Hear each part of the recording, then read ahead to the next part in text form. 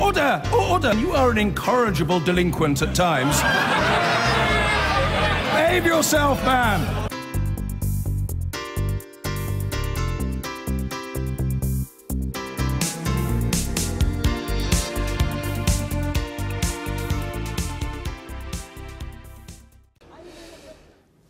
The Bank of England has decided to keep interest rates on hold, but warned that a rate rise might be necessary in the coming months to curb inflation.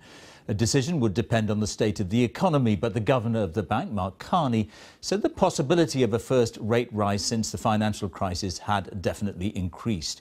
The pound has strengthened on the news, hitting a one-year high against the dollar and the euro. Andy Verity reports. The Bank of England brings out a new banknote with a famous writer on it. The hands of time are frozen as Big Ben gets a wash. Not this month, but July 2007. The last time interest rates rose, a Prime Minister had just left office and no one had heard of the credit crunch. More than a decade later, we're hearing hints rates may at last rise this year. In order to keep inflation or return inflation to that 2% target in a sustainable manner, there may need to be some adjustment of interest rates in coming months. Now, we'll take that decision based on the data, but yes, that possibility is definitely increased. After the banking crisis struck, the Bank of England slashed the official interest rate to 0.5%, the lowest it had got in 300 years, an emergency measure. Since then, interest rate setters have met 97 times, each time the question, when will rates rise? But each time they've done nothing, until last August, when they decided in the wake of the Brexit vote to cut interest rates to 0.25%. Now the city thinks they'll go back up to 0.5% by December. A rise in the interest rate would help us greatly, thank you very much, because we don't have mortgages. If you've got savings, you want to see them maximise out and give you a good return, but for years, obviously, that's not happened. Well, in some cases, you want it to go up because of your savings, but then in other cases, you don't, because we've still got a mortgage, so we don't want it to go up for that. After the Bank of England's warning, the pound jumped to more than $1.34, the highest it's been for a year. With the Bank of England signalling that it could be raising interest rates in the autumn of this year, that just makes the pound a more attractive currency for investors to invest in. It raises its value relative to other currencies. The higher pound won't help exporters because foreign customers may have to pay more for their goods. But it should also mean imports are a little cheaper, slowing down price rises in the shops. Andy Verity, BBC News. That interest rates are to stay on hold at the record low of 0.25%. But the Bank of England gave its strongest hint yet that rates may have to go up within months to curb rising inflation. Now, that sent the pound soaring as some economists speculated that consumers could be hit with the first rate hike before Christmas. Our business editor, Siobhan Kennedy, is here. So, Siobhan, take us through what happened today. Well, Kathy, interestingly, nothing actually happened today. And as you know, we are not in the business here of reporting no news. But interest rates in Britain have been at rock bottom for nearly a decade now. And there's been so much speculation and debate about when they might start to rise. Of course, that's vitally important for all of us with mortgages. As you said, we did not get an interest rate rise today, but we did get seemingly some very strong language from the Bank of England about when we might actually see one. On Britain's high streets, shoppers know all about rising prices. Last year's Brexit vote pushed down the pound, and that's pushed up the cost of our clothes, food and fuel.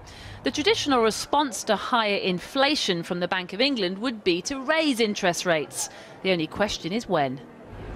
The Bank of England was busy launching its new £10 note today, although the reality is it's worth a lot less now than it was a year ago thanks to inflation.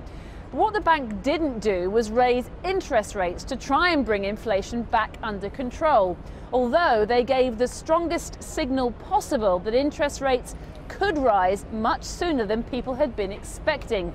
At least that's what they want us to believe. Here are the words that got the markets frothing.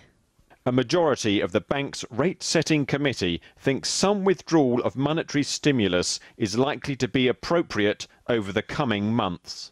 The pound immediately took the hint, jumping by more than 1.5 cents on expectations of higher rates to come. And then the Bank of England governor, on a trip to show off the new £10 note, popped up to ram the message home. In order to keep inflation or return inflation to that 2% target in a sustainable manner, there may need to be some adjustment of interest rates in coming months. Now, we'll take that decision based on the data, but yes, that possibility is definitely increased. Printing money is what they've got used to here, but Mr. Carney's words seem pretty unequivocal for a central banker. And the reason he cites is a strengthening economy and falling unemployment. It's worth remembering the Bank of England, in particular the governor himself, Mark Carney, have issued these types of warnings about raising interest rates several times in the past, as far back as 2014, yet nothing has ever happened. And the reason they cite for their lack of action is sluggish growth in the British economy and the risks associated with Brexit. And those same risks are still very much alive, if a warning from one of Britain's most successful retailers today is anything to go by.